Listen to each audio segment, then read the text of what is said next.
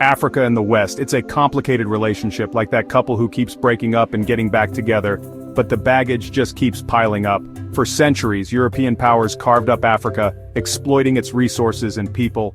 They drew borders with no regard for existing cultures or communities. This colonial legacy left deep scars, poverty, instability, and conflicts that continue to this day.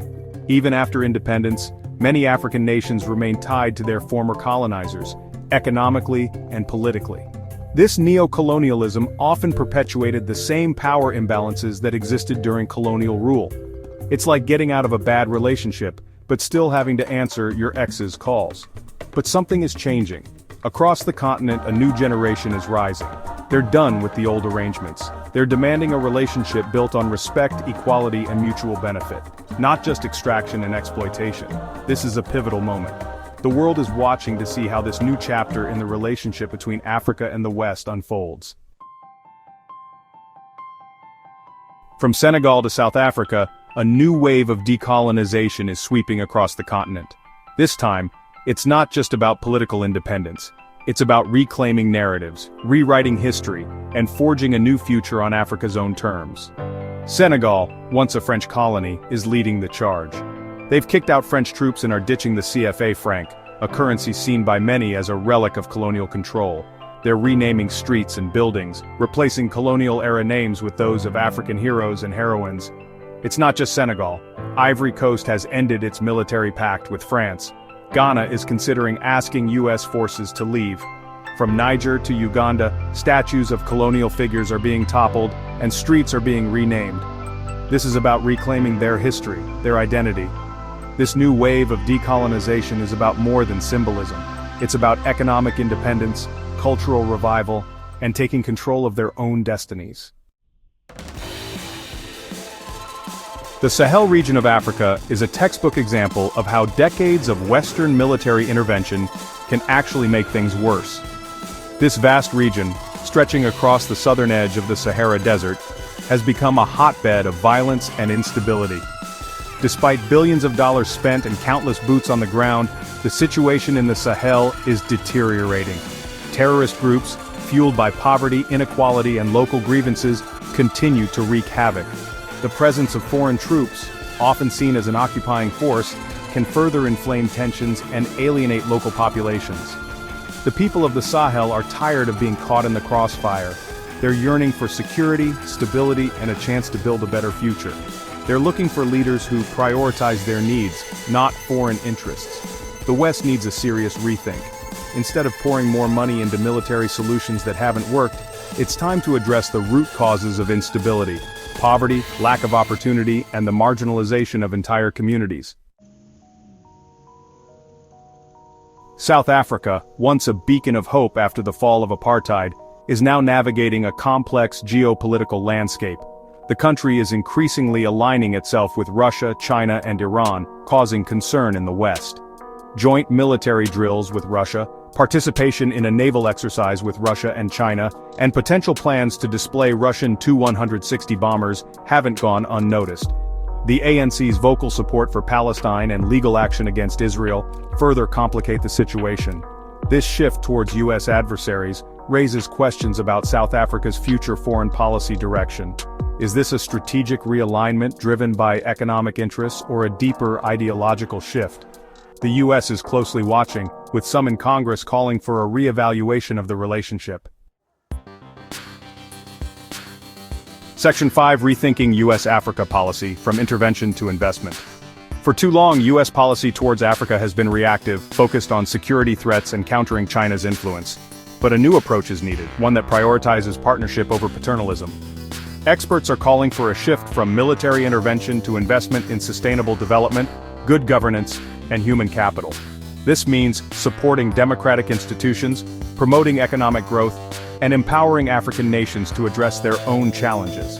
Addressing the humanitarian crisis in Sudan, for example, requires a multi-pronged approach that includes diplomacy, humanitarian aid, and support for local peace initiatives.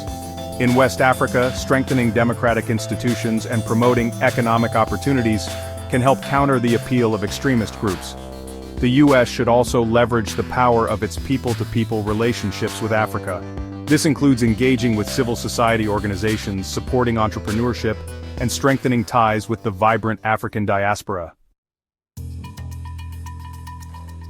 Section 6. Beyond governments, the power of people in shaping global relations. When we talk about international relations, it's easy to get caught up in the world of presidents and prime ministers. But let's not forget, real change often starts from the ground up. People-to-people connections, cultural exchanges, and grassroots movements have the power to bridge divides and shape global dynamics. Think about the impact of NGOs working on the front lines of healthcare, education, and environmental conservation. Consider the role of businesses forging partnerships and creating jobs. And let's not forget the power of art, music, and storytelling to foster understanding and empathy. These connections, often overlooked in the halls of power, are crucial for building trust and fostering genuine collaboration. They remind us that beyond the headlines and political maneuvering, we're all connected in a shared human experience. Section 7. The African Diaspora, a bridge between continents. The African diaspora, millions of people of African descent living around the world, represents a powerful force for positive change. They are a bridge between continents, fostering cultural exchange, economic development, and technological innovation. From business leaders to artists, from scientists to activists, the diaspora is making its mark across the globe. They are investing in their home countries, creating jobs, and sharing their expertise to build a brighter future for Africa. Governments and policymakers should recognize and harness the immense potential of the diaspora, creating platforms for engagement, facilitating investment, and removing barriers to collaboration can unlock significant economic and social benefits. Section 8. Towards a new era, embracing mutually beneficial partnerships. The relationship between Africa and the West is at a crossroads. The old model of donor-recipient, characterized by power imbalances and often driven by self-interest, is no longer sustainable. The future lies in forging genuine partnerships based on mutual respect, shared responsibility, and a recognition of Africa's agency in shaping its own destiny. This requires listening to African voices, understanding their priorities, and working together to find solutions that benefit all. It's time to move beyond the simplistic narratives of Africa rising or the hopeless continent. Africa is a diverse and dynamic continent with challenges and opportunities. The West needs to engage with nuance, recognizing the complexities of each nation, and partnering with African governments, businesses, and civil society to build a more just and equitable future. Section 9. A call for understanding and collaboration. The world is changing, the old power structures are being challenged, and Africa is at the center of this transformation. It's time to move beyond the stereotypes and misconceptions, to understand the continent's complexities, its history, its challenges, and its aspirations.